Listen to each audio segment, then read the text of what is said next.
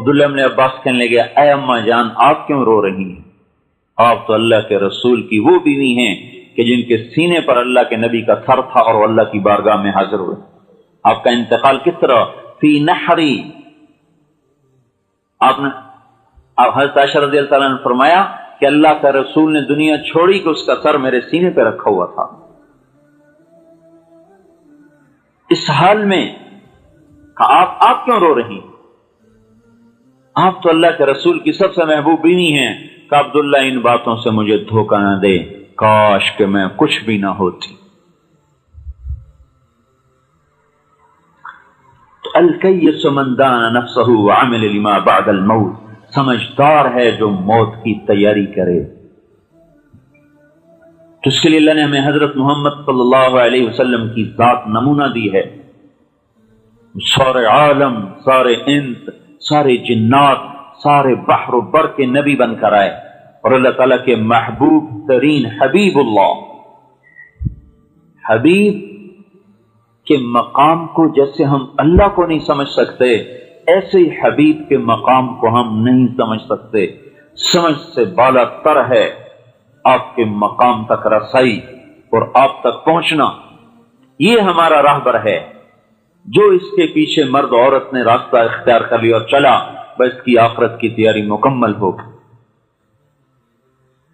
اس کی طرف ہم بلا رہے ہیں کہ اپنی زندگی کو حضرت محمد صلی اللہ علیہ وسلم کے مبارک طریقے میں لے آئیں. ان جیسا اللہ نے نہ کوئی بنایا ہے نہ بن سکتا ہے.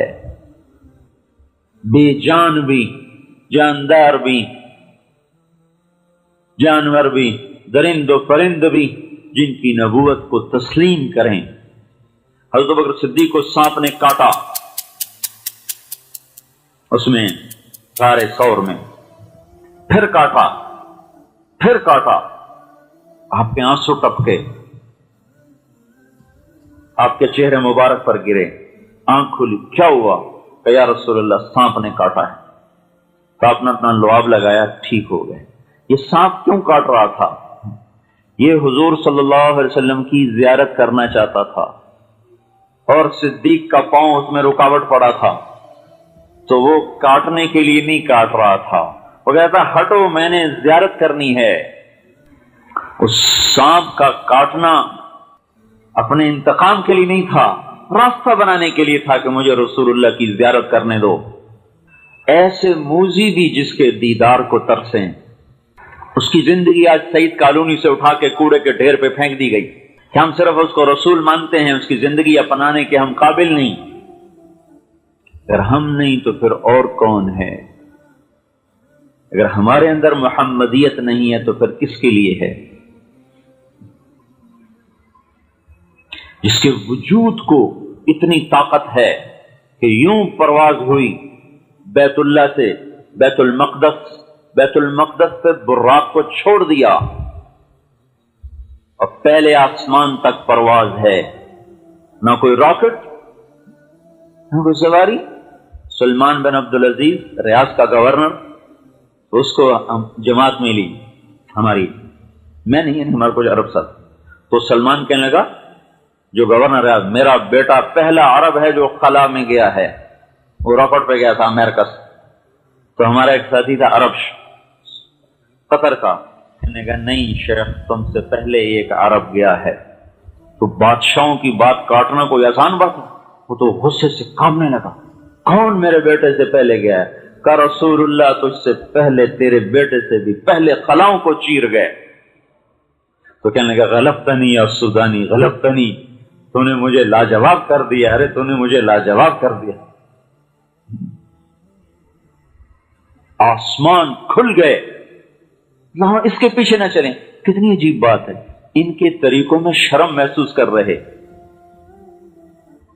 اور جو ہیں جانور ان کے طریقوں پر چلنا عزت محسوس کیا جا رہا. کیا عجیب جہان ہے. جن انسانوں کو اللہ تعالیٰ انسان ہی نہیں کہتے، کہتے جانور ہیں. اولئک کالانعام، جانور ہیں. بل ہم اضل، کا جانور سے بھی بدتر. ان کے پیچھے تو بھاگ رہے، اور جن کو یہ اللہ کہہ رہا ہے. پرواز دیکھو، پہلے آسمان اور آدم علیہ السلام نے آگے بڑھ کے استقبال کیا. 7 آسمان مزین کر دیے گئے، جنت تک مزین ہو گئی کہ آج رسول اللہ صلی اللہ علیہ وسلم کی آمد ہے. پھر وہاں سے دوسرا آسمان، اور زکریا علیہ السلام اور عیسیٰ علیہ السلام نے استقبال کیا. پھر وہاں سے تیسرا آسمان، یوسف علیہ السلام نے استقبال کیا. پھر چوتھا آسمان، ادریس علیہ السلام نے استقبال کیا. پھر 5واں آسمان، ہارون علیہ السلام نے استقبال کیا. پھر 6واں آسمان، موسیٰ علیہ السلام نے استقبال کیا.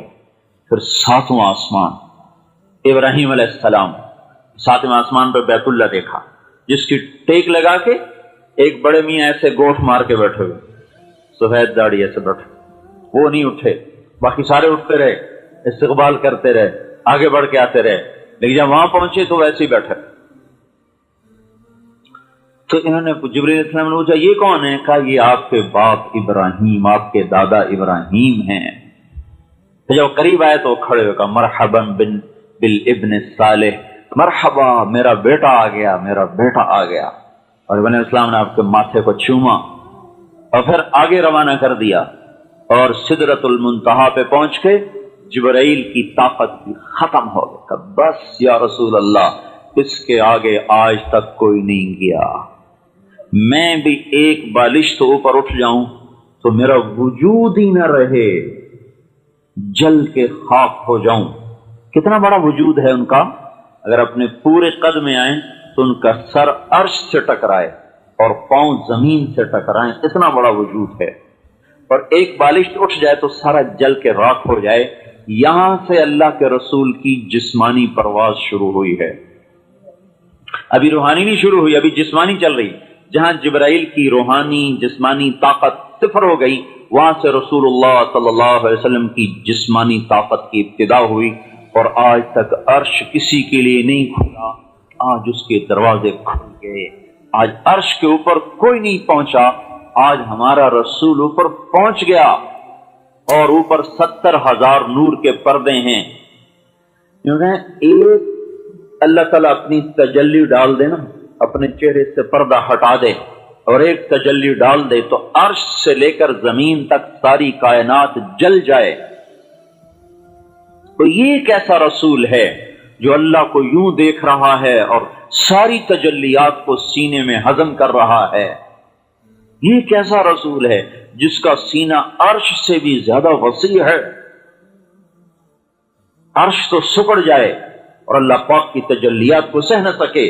یہ ہمارا رسول کیسا رسول ہے کہ جو عرش سے بڑا سینہ رکھے کہ تجلیات الہیہ کو سب اندر سمو گئے. موسیٰ علیہ السلام پہ ایک تجلی پڑی تھی اور وہ بھی سیدھی نہیں پڑی تھی، پہلے پڑی طور پر، طور سے آئی آپ پر، طور سے ادھر. تو موسیٰ علیہ السلام کو 40 دن ہوش نہیں آیا، بے ہوش پڑے رہے. اور یہاں ذات ہی سامنے ہے، اور سامنے کیا ہے؟ بات ہو رہی ہے السلام علیک ایھا النبی ورحمۃ اللہ وبرکاتہ. اے میرے محبوب، تجھے تیرا رب سلام پیش کرتا ہے. کیا کہنے. اور آگے آپ نے کہا السلام علینا. قربان جائیں کہ انہوں نے اس مقام پر بھی ہمیں نہیں بھلایا. اتنے عظیم مقام پر کھڑے ہوئے تھے پھر بھی اپنی امت کو نہیں بھولے. السلام علینا، اے اللہ میرے اوپر بھی ہو، وعلی عباد اللہ الصالحین، اور تیرے نیک بندوں پر بھی ہو جو میری امت میں سے ہیں. ان کو بھی ساتھ شامل کر لیا. اتنے بڑے نبی کا طریقہ نہ شادی میں نظر آئے. کیا کریں گی پھر؟ رواج تو دیکھنے ہی پڑتے. ارے یہ زبان کیوں نہ کٹ گئی ہے بولنے سے پہلے کہ رسول اللہ کو نہیں دیکھا، رواج دیکھا کہ سعید کالونی میں شادیاں کیسی ہوتی ہیں، یا ہمارے اور بھائی چچے کیسے شادیاں کرتے ہیں. کیا کریں، مجبوری ہے. کاش کوئی عورت یہ مجبوری بھی بناتی. کیا کروں، میری مجبوری ہے، میں اللہ کے رسول کو ناراض نہیں کر سکتی، تم جاتی ہو تو جاؤ. سائیوال میں ایک دھوبی کے بیٹے نے چیلا لگایا. اس کی اس کی منگنی ہوئی تھی گاؤں میں. وہ شادی کی تاریخ طے ہوئی، درمیان میں وہ چلے کے لیے چلا گیا. چلے سے واپس آئے تو داڑھی رکھی ہوئی. بارات موقع پہ چلی گئی. تو ہمارے یہاں دستور ہے جب کہیں ہماری شادی ہو تو ذمہ دار بھی اس میں شریک ہوتے ہیں. تو وہ گاؤں کا جو ذمہ دار وہ بھی وہاں اپنے اس دھوبیوں کے گھر میں بیٹی کی شادی میں شریک. اب یہ بارات پہنچی، وہاں ہنگامہ ہو گیا. کہا ہم نے تو جب دیکھا تھا داڑھی نہیں تھی، تب اس کی داڑھی مڑاؤ، ہم تو تب نکاح دیں گے. تو وہ سارے بارات والے، ماں کیا، باپ کیا، بھائی کیا، چاچے کا، کوئی گل نہیں پتر ہوں مناچا پیچھے رکھ لیں، ہوں ساری عزت کا سوال. کہنے لگا پاسے تہاڈی عزت ہے، ایک پاسے میرے رسول دی عزت ہے، ہوں تو آپ پہ دسو میں کی کروں. پر جب آنکھوں پہ پردے پڑ جاتے ہیں تو دل پتھر ہو جاتے ہیں. کیا کروں، کیسے سمجھائیں، کہاں سے الفاظ لائیں جو دل میں اتر جائیں. اللہ کے رسول کو ناراض نہیں کر سکتی، تم جاتی ہو تو جاؤ.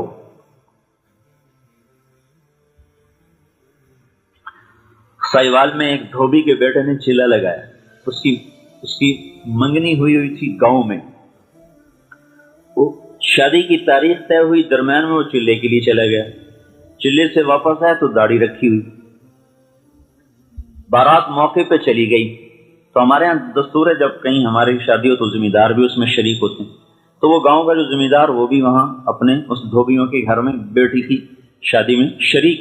اب یہ بارات پہنچی، وہاں ہنگامہ ہو گیا. کہا ہم نے تو جب دیکھا تھا داڑھی نہیں تھی، تب اس کی داڑھی مڑاؤ، ہم تو تب نکاح دیں گے. تو وہ سارے بارات والے، ماں کیا، باپ کیا، بھائی کیا، چاچے کا، کوئی گل نہیں پتر ہوں مناچا پیچھے رکھ لیں، ہوں ساری عزت کا سوال. وہ کہنے لگا ایک پاسے تہاڈی عزت ہے، ایک پاسے میرے رسول دی عزت ہے، ہوں تو آپ پہ دسو میں کی کروں. پر جب آنکھوں پہ پردے پڑ جاتے ہیں تو دل پتھر ہو جاتے ہیں. کیا کروں، کیسے سمجھائیں، کہاں سے الفاظ لائیں جو دل میں اتر جائیں کہ یہ دھوکہ ہے جس میں آپ لوگ چل رہے ہیں. تباہی کی زندگی ہے جس کو آپ نے اختیار کیا ہوا ہے، اس کا انجام ہلاکت ہے. ان کا کوئی نہیں، اللہ بڑا غفور الرحیم ہے پتر، اللہ بڑا مہربان ہے، کوئی نہیں. اور سارے اس پر چڑھ گئے. انہوں نے کہا یہاں سے گردن اتار دو، داڑھی نہیں کٹ سکتی. تو لڑکیوں نے کہا ہم لڑکی نہیں دیتے. انہوں نے کہا نہ دو، میں اللہ کے رسول کو نہیں ناراض کر سکتا، سارے جہان کو آگ لگا سکتا. یہ سارا منظر ہنگامہ کھڑا کہ اچانک وہ ذمہ دار کھڑا ہوا کہ بھئی اے ساری بارات طور پہ میرے بوئے تے آ جاوے. ساری بارات میں خود ذمہ دار کا بیٹھا ہوں، دھوبی نو تھی دیونا سوکھا کام کوئی نہیں. ساری بارات اس نے اپنے ڈیرے پر بلائی، اپنی بچی کا نقد نکاح کر کے ساتھ بھیج دیا. کیا کریں، ماحول کو دیکھنا پڑتا ہے. میں یوں کہہ رہا ہوں یہ کہو کیا کریں، اللہ کے رسول کو دیکھنا پڑتا ہے جس کی وفائیں صادق ہیں اور ان سب کی وفائیں کاذب ہیں، یہ غدار ہیں. کیا سگی اولاد کیوں نہ ہو، سب محبتیں غرض کی ہیں، سب محبتوں کے پیچھے اغراض ہیں. بیوی کی ایک خواہش پوری نہ کرو پھر دیکھو کیا ہوتا ہے، اور بیوی خامند کی ایک بات نہ مانے پھر دیکھو کیا ہوتا ہے. اور یہ دیکھو جو عرفات کے میدان میں ہاتھ اٹھائے ہوئے، اپریل کی دھوپ میں نہ کوئی سائبان، نہ کوئی سایہ، اور نہ کوئی نیچے زمین پہ گدے گدے، اونٹ پر بیٹھ کے رو رہے ہیں. اونٹنی پر، اونٹ بھی کوئی بیٹھنے کی سواری ہے. 5 گھنٹے یوں ہاتھ اٹھے ہوئے اپنی امت کے لیے، مردوں کے لیے، عورتوں کے لیے، قیامت تک آنے والی نسل کے لیے دعا کر رہے ہیں اے اللہ معاف کر دے، اے اللہ معاف کر دے، اے اللہ معاف کر دے. 5 گھنٹے مسلسل دعا مانگی، اس کا کوئی حق نہیں بنتا. کہتے میاں شادی آ رہی، فلانے میں راضی کرو، فلانے میں مناؤ، انہوں بھی مناؤ، انہوں بھی مناؤ، انہوں بھی مناؤ. ارے کوئی یہ بھی تو سوچے کہ رسول اللہ کو بھی مناؤ کہ ہماری شادی میں کوئی ایسا کام نہ ہو جس سے اللہ کا رسول ناراض ہو جائے، ہمارے گھروں میں کوئی ایسا کام نہ ہو جس سے اللہ کا رسول ناراض ہو جائے، یا تو اس کو سامنا نہ ہو، یا تو ہم نے مر کے ان کا سامنا نہیں کرنا، کہیں پاسے پاسے ہمارا حساب ہو جانا ہے تو پھر ٹھیک ہے، لیکن اگر سامنا ہونا ہے اور آنکھوں سے آنکھیں چار ہونی ہیں تو دیکھو میں ہاتھ جوڑ رہا ہوں، اس دن کی ذلت بہت بڑی ہے آج کی ذلت سے، اس دن کی رسوائی بہت، اگر اتنا ہی کہہ دیا اللہ کے رسول نے تمہیں میرا خیال نہ آیا تو بتاؤ کہاں جائیں گے؟ موت تو ہے نہیں کہ مر کے اپنے آپ کو مٹا دیں، یہاں تو لوگ اپنے آپ کو شوٹ کر دیتے ہیں کہ میں اب زندہ رہنے کے قابل نہیں، یہاں کہاں سے گولی لائے گا مارنے کے لیے اپنے آپ کو؟ اللہ کا رسول نے اتنا کہہ دیا ہے تمہیں میرا خیال ہی نہ آیا، تم نے میری بیٹی فاطمہ کو ہی نہ دیکھا، تو کیا کرو گے اس دن؟ یہ کہو گے کہ میری بیوی نہیں مانی تھی، یہ ہمارے سسرال نہیں مانے تھے؟ میں ایک مثال دے رہا ہوں، ہمارے تو ہر چیز میں، ایک شادی تو ویسے ہی منہ پہ آ گیا لفظ، ہم تو ہر چیز میں اللہ کے رسول کو ناراض کیے بیٹھے ہیں۔ کون سی چیز ہے جس میں ہم نے اس سے بغاوت نہیں کی ہوئی؟ اور کون سی ایسی گھڑی ہے جس میں انہوں نے رو رو کے ہمارے لیے دعا نہ کی ہو؟ انتقال سے ایک ہفتہ پہلے عبداللہ بن مسعود اور صحابہ آئے ملنے تو آپ ان کو دیکھ کے رونے لگے، کہ میرا تمہیں سلام ہو آخری، اور جو تمہارے بعد آئے نا ان کو بھی کہہ دینا میرا سلام۔ ایسی وفا، اور ہمیں کس طرح اپنی رحمت کی چادر میں لیا۔ ایک صحابی نے کہا یا رسول اللہ، مبارک ہے وہ جس نے آپ کو دیکھا اور آپ پہ ایمان لایا۔ آپ نے فرمایا تمہیں بتاؤں، 7 دفعہ مبارک ہے اس کو جس نے مجھے نہیں دیکھا اور مجھ پہ ایمان لایا۔ ہم تو بڑے قیمتی تھے پر ہم نے اپنے آپ کو خود ہی ذلیل کر دیا۔ یہ کیا کہے گی، وہ کیا کہے گی، وہ کیا کہے گا، وہ کیا کہے گا، کہتے رہیں آواز سگاں کم نہ کند رشتے گدارا۔ کتوں کے بھونکنے سے کبھی کسی نے سفر نہیں بنتا، کتے بھونکتے ہی رہتے ہیں۔ جو ہمیں اللہ اس کے رسول کی زندگی سے ہٹا رہے ہیں وہ ہمارے لیے بھونکنے والے کتے سے زیادہ حیثیت نہ رکھیں۔ یہ ایمان اللہ ہم میں دیکھنا چاہتا ہے، اور یہ گھر بیٹھے نہیں حاصل ہوتا، اس لیے ہم اپنی عورتوں کو بھی نکال کے لائے ہیں اور خود بھی نکلے پڑے ہیں، کس کے لیے؟ یکسوئی کے ساتھ بیٹھ کر اللہ کے، آخرت کے، رسالت کے، جنت کے تذکرے کر کے دل میں اتر جائے۔ حضرت عمر رضی اللہ تعالیٰ عنہ رات کو گشت کر رہے تو ایک عورت چرخہ کاٹ رہی، علیک صلاۃ اللہ و صلاۃ الابرار، رسول اللہ صلی اللہ علیہ وسلم کی یاد میں شعر پڑھ رہی کہ آپ پہ درود و سلام ہو اللہ کا اور اللہ کے نیک بندوں کا، کنت تقیا حجیئا بالاسحار، آپ وہ تھے جو راتوں کو اٹھ کے رویا کرتے تھے اور اللہ سے ڈرنے والے تھے۔ پتہ نہیں میرا رب مجھے آپ سے قیامت کے دن ملنے دے گا کہ نہیں ملنے دے گا۔ والدہر علی الاطوار، زمانہ رنگ بدلتا ہے، ایسے ہی عمل بھی بدلتا ہے، پتہ نہیں کس حال میں موت آتی ہے۔ آپ کے ساتھ ملاقات ہو کہ نہ ہو۔ تو حضرت عمر گر گئے، وہاں گر پڑے، پھر دروازے پہ دستک دی، آدھی رات، کون؟ کا عمر، کمالی والے عمر کا میرے گھر میں کیا کام؟ کا دروازہ کھول دے، دروازہ کھول دے۔ تو اس نے دروازہ کھولا، کہنے کہ وہ شعر تو سنا دے جو ابھی تو پڑھ رہی تھی، اللہ کے رسول کی محبت میں جو کہہ رہی تھی ابھی تو سنا دے۔ یہ کیا دل ہیں جو اللہ اس کے رسول کی محبت میں نہ کبھی لرزے، نہ کبھی تڑپے، نہ کبھی کسک۔ یہ کیا دل ہیں؟ ان پتھروں کو لے کے ہم مر جائیں تو کیا قیمت ہے ہماری؟ سفید کپڑوں میں تو لوگ دیکھتے ہیں ہاں بڑے میاں صاحب ہیں، یہ کچھ بھی نہیں، اس کے پیچھے پخانہ چھپا ہوا ہے۔ وہ اللہ یہاں دیکھتا ہے، یہاں کیا ہے، کون ہے؟ وَحُصِّلَ مَا فِي الصُّدُورِ، اور قیامت کا دن دل چیر کے دیکھے گا کس کو دل میں بٹھا کے آیا ہے، یہ بزم دل کس سے سجائی ہے، اس میں کون ہے؟ جو اتنے دکھوں میں نہ بھولے ہم اس کی زندگی کو یوں اٹھا کے باہر پھینک دیں تو کبھی غم بھی نہ ہو کہ ہے میں نے کیا کر دیا. تو یہ ہم سیکھنے کہ اللہ کا رسول ایک مکمل زندگی لائے جس کا نام اسلام ہے. اسلام پہ چلنا سیکھا جاتا ہے، بن سیکھے کا سودا نہیں، سیکھنے کا ہے. نماز پڑھی، روزہ رکھا، یہ تو عبادات ہیں. باقی 24 گھنٹے کی زندگی میں بھی کوئی اسلام بتاتا ہے کہ نہیں بتاتا؟ کچھ اخلاق دیتا ہے، کچھ اقدار دیتا ہے، کچھ حدود قائم کرتا ہے، کچھ حلال اور حرام کی حدیں قائم کرتا ہے، کچھ خرچ کرنے کے طریقے بتاتا ہے. یہ تو نہیں کہ صرف حلال کمانا فرض ہے، خرچ کرنے میں بھی پابندیاں لگاتا ہے. کہاں خرچ کرنا ہے، کہاں نہیں کرنا، اس میں بھی پابندیاں لگاتا ہے.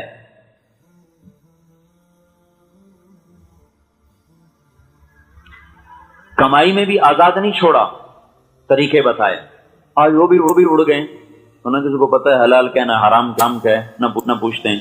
پھر جو حلال کمانے والے ہیں ان کے لیے بھی آگے طریقہ بتایا ہے خرچ کرنے کا. ان میں بھی آزاد نہیں چھوڑا کہ جہاں جو مرضی کھپا دیا، لگا دیا. 5 لاکھ 10 لاکھ صرف ٹوائلٹ پہ لگا دیا. اس سے غریب آدمی کا گھر بن سکتا تھا. تو اللہ پوچھے گا نہیں یہ اتنے کیوں خرچ کیے تھے یہاں؟ بھائی ہماری حلال کی کمائی، تو حلال کی کمائی اس طرح ضائع کرنے کی ہے. کوئی سوال جواب نہیں ہونے والا، جواب ہونے والا نہیں ہے. 10 برس کے بعد حضرت عمر کو بیٹے نے خواب میں دیکھا، پسینہ اور یوں ماتھے سے پسینہ پوچھ رہے. ابا جان کیا ہوا؟ کا بیٹا ہوا ہوں. 10 سال حکومت کی، 10 سال کے بعد خواب میں بیٹے نے دیکھا اور پسینہ کا بیٹا آج حکومت کے حساب سے فردے پسینے ہو جائے. یہ آج کی عورتیں کیا حساب دیں گی جو اسراف کے، اور یہ مرد کیا حساب دیں گے، یا میں اور آپ کیا حساب دیں گے جہاں ہماری کمائی آزاد، ہمارا خرچ آزاد.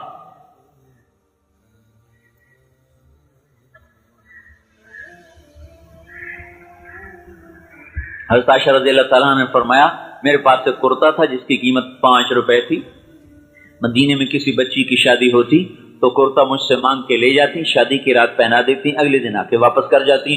اس میں مدینے کی 50 بچیوں کی شادیاں ہو گئیں. 5 روپے کے کرتے میں ابھی 5 لاکھ کا جوڑا ایک رات کا بن جاتا ہے جس میں 50 غریب لڑکیوں کی شادی ہو سکتی.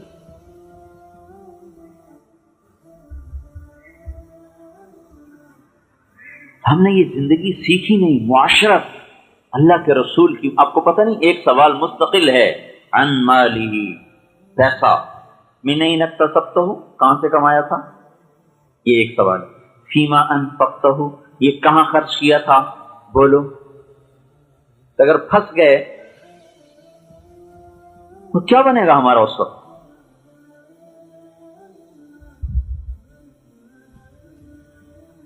ایک صحابی ہے، یا رسول اللہ میرا نوکر ہے، وہ غلطی کرتا ہے، میں سزا دیتا ہوں، تو اس میں کیا قصہ ہے، کیا حکم ہے؟ آپ نے فرمایا اگر اس کی غلطی اور تیری سزا برابر ہے پھر چھٹ جاؤ گے، اگر اس کی غلطی کم اور تیری سزا زیادہ تو پکڑے جاؤ گے. تو زارو قطار رونے لگے گا، یا رسول اللہ پھر اس کا حل یہی ہے کہ میں اسے آزاد ہی کرتا ہوں. یہاں تک ترازو کو قائم کیا جائے گا.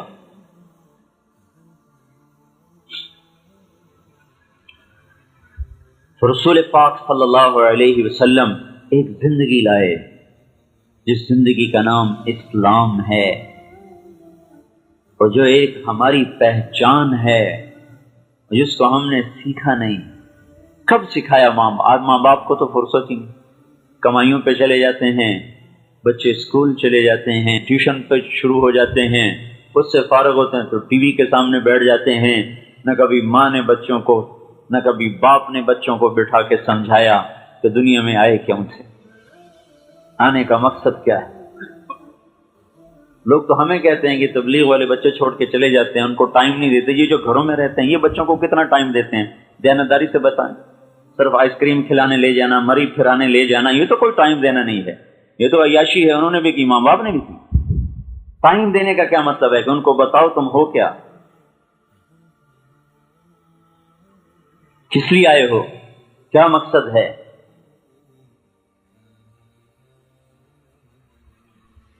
بہلول رحمت اللہ علیہ جو گزر رہے تو ایک بچہ کھڑا رو رہا، دوسرے بچے اخروٹ کھیل رہے. انہوں نے سمجھا اس کے پاس اخروٹ نہیں ہے تو میں اس کو لے کے دے دیتا ہوں. کہنے لگے بیٹا تو رو نہیں، میں تجھے اخروٹ لے کے دیتا ہوں، تو بھی کھیل. اور کہنے لگا بہلول ہم کوئی دنیا میں کھیلنے آئے ہیں. تو ان کو تو توقع نہیں تھی یہ بچہ ایسا جواب دے گا. اچھا اللہ کی عبادت کرنے آئے ہیں. کہا بچہ ابھی تو بہت چھوٹا ہے، تیرے یہ غم کی چیز نہیں ہے، ابھی تو اس منزل میں آنے میں بھی وقت پڑا ہے. تو کہنے لگے ارے بہلول مجھے دھوکہ نہ دے، میں نے اپنی ماں کو دیکھا ہے، صبح جب آگ جلاتی ہے تو پہلے چھوٹی لکڑیوں سے جلاتی ہے، پھر بڑی لکڑیاں رکھتی ہے. مجھے یہ ڈر ہے کہ کہیں دوزخ مجھ سے نہ جلائی جائے اور میرے اوپر بڑوں کو نہ ڈالا جائے. اور یہ سن کے بہلول تو بے ہوش ہو کے گر گئے. کسی ماں نے اس بچے کو وقت دیا ہے. کون سا وقت آپ لوگ دیتے ہیں اپنے بچوں کو جس میں ان کو آپ مقصد زندگی سمجھائیں؟ اسکول کالج تو ہمیں کچھ بھی نہیں سمجھا رہے.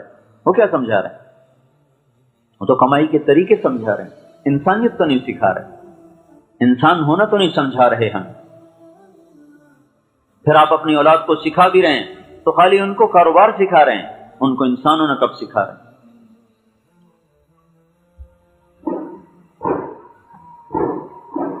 تو اس لیے ہم وقت مانگتے ہیں. بھائیو ماں باپ کی ایک ذمہ داری ہے. اللہ تعالیٰ نے عورت کو گھر میں بٹھایا ہے، کس فرق نہیں ہے، بہت بڑا کام دیا ہے. انسانیت کی نرسری کو تیار کرنے کا کام ہماری عورت کو ملا ہوا ہے. اس لیے سارے کام اللہ نے مرد کے ذمہ لگا دی. کما کے بھی لاؤ، بازار سے کوئی سودا تو وہ بھی لا کے دو، اس کو گھر میں رکھو، اس کو پردے کی چیز بنا. عورت کہتے ہیں پردے کو عورت کا نام ہی پردہ ہے. اور اس کا اسلام نے ایسا پردہ رکھا ہے کہ اس کے نام کے اظہار کو بھی پسند نہیں فرمایا. چاہے جائے کہ وہ کھلے بال بازار میں پھرے. پورے قرآن میں کسی ایک عورت کا نام نہیں ہے، صرف حضرت مریم کا نام ہے قرآن بس. باقی سارا قرآن آپ الف لام سے شروع کریں، آپ والناس پہ پہنچ جائیں، آپ کو ایک عورت کا نام نہیں ملے گا. مریم علیہ السلام کا نام قرآن میں جو آیا ہے وہ اس وجہ سے آیا کہ ان کے بیٹے کو لوگوں نے کہا یہ اللہ کا بیٹا ہے. تو اس پر اللہ تعالیٰ نے اس الزام کو صاف کیا کہ ذالک عیسی ابن مریم، سنبھل کے بولو میرا نہیں مریم کا بیٹا ہے. باقی جہاں بھی عورت کا نام آیا تو امرات و فرعون کی بیوی، تو اگر اللہ آسیہ کہہ دیتا تو کیا حرج تھا، تاریخ میں ہے نا. امرات العزیز گورنر کی بیوی، اگر اللہ زلیخا کہہ دیتا تو کیا حرج تھا، زلیخا نام موجود ہے. امرات نوح کی بیوی، امرات لوط علیہ السلام کی بیوی. عورت کا نام خامد کی نسبت سے آیا ہے، یا بھائی کی نسبت سے، یا اخت ہارون، اے ہارون کی بہن، یا باپ کی نسبت سے، خامد کی نسبت سے. نام براہ راست مریم بس. علماء نے اس پر یہ لکھا ہے کہ اللہ تبارک و تعالی اس طرز کلام سے یہ بات سمجھا رہے ہیں کہ عورت کا نام بھی عورت ہے، یعنی چھپا ہوا. عورت کا نام بھی پردے کی چیز ہے، وہ بھی بغیر ضرورت کے ظاہر کرنا ناپسندیدہ چیز ہے. تو چہرہ کھول کے پڑھنا یہ کہاں سے جائز ہو جائے گا؟ ویسے تو جائز کرنے کو جو مرضی جائز کروا لیں، ہر جگہ سے مفتی مل جائیں گے. لیکن ایک مفتی ہے جو اندر بیٹھا ہوا ہے، جو کبھی کبھی جب بیدار ہوتا ہے تو پورے وجود کو پریشان کر کے رکھ دیتا ہے. پھر ہم اس کو تھپ تھپا کے سلا دیتے، سو جا، تاکہ مجھے دوبارہ وہ اندر سے پریشان نہ کر دے. کمایا، تو وہ گھر کیوں بٹھایا ہے؟ ایک امت کی تعمیر ہے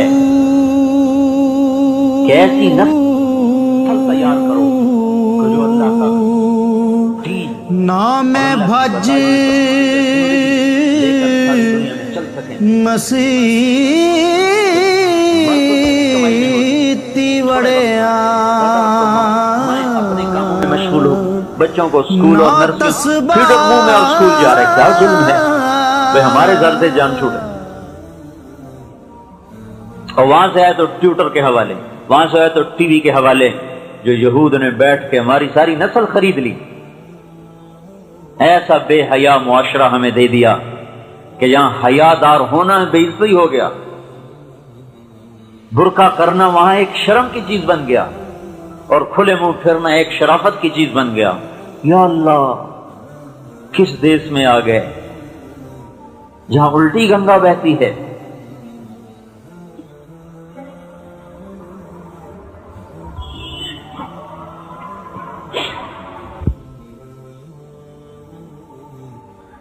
ہماری عورتوں کے ذمہ اللہ نے بہت بڑا وَقَرْنَ فِي بُيُوتِكُنَّ، بیٹھ جاؤ گھروں میں، کیا کرو؟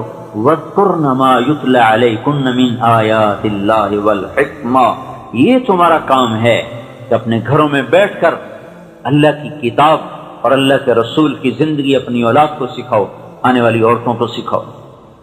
اور یہی حکمت تھی آپ کی شادیاں زیادہ کرنے کی، کوئی شوق سے نہیں ہے۔ اگر آپ شوق سے شادی کرتے تو 25 سال کی عمر میں 40 سال کی 2 دفعہ بیوہ عورت سے کیوں شادی کرتے؟ 2 دفعہ، بعض 3 دفعہ بھی آتا ہے، 2 دفعہ زیادہ مشہور۔ 2 شادیاں پہلے ہو چکی، ان سے بھی اولادیں موجود ہیں، اور خود 25 سال کے ایسے خوبصورت جوان کہ جن کو حسان کہتے ہیں کہ تو ایسا بنا جیسے تو نے خود اپنے آپ کو چاہا۔ لوگوں نے معاشرت سیکھی نہیں رسول اللہ کی، صرف پیسے پر گھروں کو دیکھا، شادیاں کر دیں، آگے یہ نہیں دیکھا کہ انسان بھی بنے ہوئے کہ نہیں بنے ہوئے۔ تو انسان تو بنتا ہے رسول اللہ کی زندگی کو سیکھنے سے۔ تو اس لیے گزارش ہے کہ ہم اپنی زندگی کا کچھ رخ بنائیں، اپنے آپ کو آزاد نہ سمجھیں۔ ہمارے پیچھے ایک بڑی طاقتور ذات ہے جو ہمارے ہر عمل پہ نگران ہے، وہ عمل کریں جس سے وہ راضی ہو جائے بس۔ اور اس کو ہم سیکھنے کے لیے نکلتے ہیں۔ اب بھائیوں اور بہنوں کی خدمت میں بھی گزارش ہے، میری بات پر غور کریں، میں تقریر کرنے نہیں آیا ہوں، یہ ایک بات بتانے آیا ہوں کہ ہم غلط راہ کی طرف چل پڑے ہیں، کہیں رک جائیں۔ آدمی چلتے چلتے راستے سے بھٹکتا ہے، کسی سے پوچھتا ہے بھائی مجھے سعید کالونی جانا تھا، وہ کس طرف کو راستہ ہے؟ تو ہم بھی رکیں، پوچھیں یا اللہ وہ زندگی کون سی ہے جسے تو چاہتا ہے، وہ زندگی کون سی ہے جسے تیرا رسول چاہتا ہے، اس کو ہم زندہ کر دیں، بس ہمارے دونوں جہان کے کام بن گئے۔ یہ گھر بیٹھے یہ بات ہاتھ میں نہیں آتی، اس لیے نکالا جاتا ہے۔ تو بھئی ایک دن کے لیے آپ کے ماحول میں محلے میں آنا ہمارے لیے اللہ نے مقدر کر دیا، تو یہ میں امانت سمجھ کے آپ کو عرض کر رہا ہوں۔ آئیو اپنی آنکھوں سے غفلت کے پردے کو ہٹائیں اور اس دن کے لیے اپنے آپ کو تیار کریں جب یہ آنکھیں بند ہو جائیں گی اور ہم بالکل اللہ کے رحم و کرم پر ہمارے مرد بھی تیاری کریں، ہماری عورتیں بھی تیاری کریں، اور اپنے بچوں کو اس سے تیار کریں۔ تو اس کے لیے بتائیں، ایک دن مقدر میں تھا تو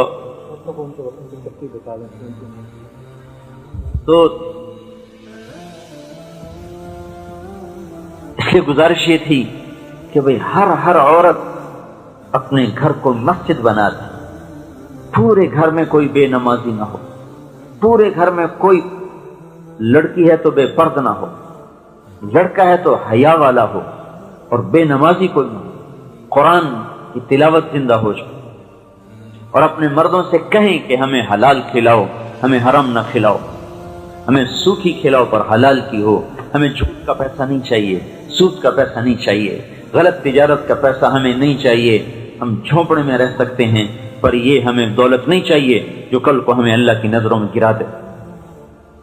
اور ہم عورتوں کے لیے رکھتے ہیں 3 دن کے لیے اپنے محرم کے ساتھ، خامند کے ساتھ یا باپ کے ساتھ یا بھائی کے ساتھ 3 دن کے لیے نکلیں۔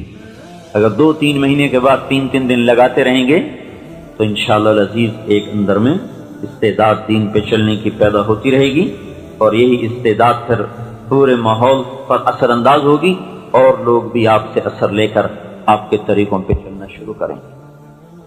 اب بولو، اندر مستورات نام لکھ لیں یا آپ نام لکھا ہیں؟ اگلے جمعے سے رائمنڈ کا اجتماع شروع ہو رہا ہے، تو اس سے بھائی تو سعید کالونی سے جماعت بھی تیار ہو جائے 4 مہینے کی چلے کی۔ اب مغرب کے بعد انشاءاللہ آپ کی مسجد میں بیان ہوگا۔ مورخہ 27 اکتوبر سن 2000 حضرت مولانا طارق جمیل صاحب بمقام سعید کالونی فیصلہ آباد مستورات میں بیان فرما رہے تھے۔ موضوع تھا ایک دن مرنا ہے آخر موت ہے۔ تیار کردہ علمی کیسٹ گھر، کیسٹ ملنے کا پتہ نوٹ فرما لیں۔ علمی کیسٹ گھر، دکان نمبر 5، فاطمہ پلازا، نجد تبلیغی مرکز، مدنی مسجد، fiddle be area, Karachi. Phone number 63700813۔ وہ 139 سی ادریس صاحب کے گھر میں مسجد کے ساتھ ہی گھر ہے، وہاں ہوگی۔ تو وہاں بھی انشاءاللہ کل ظہر کے بعد بیان ہوگا۔ پھر اتوار کے دن 10 سے 12 اور 2 سے 4۔ تو یہ ان 2 دن میں جہاں جہاں مستورات تشریف لا سکیں خود بھی تشریف لائیں اپنے، اور ساتھ عزیز و اقارب کو بھی لانے کی کوشش فرمائیں۔ اللہ تعالی ہم سب کو عمل کی توفیق بخشے۔ سبحانک اللہم و بحمدک، نشہد ان لا الہ الا انت، نستغفرک و نتوب الیک۔ اللہم لک الحمد کما انت اہلہ، وصلی علی محمد کما انت اہلہ، وافعل بنا ما انت اہلہ، انک اہل التقوی و اہل المغفرہ۔ ربنا آتنا فی الدنیا حسنہ فی الآخرۃ حسنہ وقنا عذاب النار۔ یا اللہ ہم سب کو قبول فرما، اور ہمارے اس آنے کو، بیٹھنے کو، سننے اور سنانے کو قبول فرما، ہمارے گناہوں کو معاف فرما۔ وہ مبارک طریقہ جس کو لے کر تیرا محبوب آیا، اے اللہ وہ پورے کا پورا ہماری زندگیوں میں زندہ فرما دے۔ یا اللہ ہمیں بھی ان آنکھوں سے اپنے دین کو دنیا میں زندہ ہوتا دکھا دے، اور اس سارے باطل کو، اور اس باطل زندگی کو، اور اس باطل تہذیب کو اے اللہ تو ختم فرما دے، اسے دریا برد فرما دے۔ اے اللہ وہ مبارک قرآن، وہ جو تیرا محبوب دنیا میں لایا، اس کو اے اللہ گھروں میں، بازاروں میں، حکومت میں، سیاست میں، عدالت میں، ہر چیز میں زندہ فرما دے۔ اے اللہ ہم سب کو اپنے فضل و کرم سے دنیا اور آخرت کی ساری بلائیاں نصیب فرما دے۔ اے اللہ جتنے بھائی بہن تشریف لائے ہیں ان سب کو قبول فرما، اس پوری کالونی کو قبول فرما، ان پر اپنی رحمت کو اتار دے، ان میں برکت عطا فرما دے، ان کے کاموں میں، ان کی زندگیوں میں، ان کی اولادوں میں، ان کے گھروں میں، ان کی گلیوں میں در و دیوار پر اپنی رحمت کو اتار دے، اور انہیں اپنا بنا لے اور ہمارا بن جا۔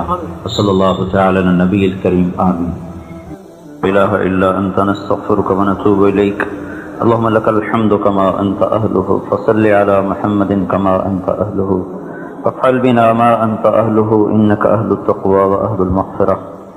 ربنا آتنا في الدنيا حسنة وفي الآخرة حسنة وقنا عذاب النار۔ اللهم إنا نسألك خير ما سألك منه عبدك ونبيك محمد صلى الله عليه وسلم، ونعوذ بك من شر ما استعاذك منه عبدك ونبيك محمد صلى الله عليه وسلم۔ اللهم أنت المستعان وعليك البلاغ، ولا حول ولا قوة إلا بالله العلي العظيم، وصلى الله تعالى على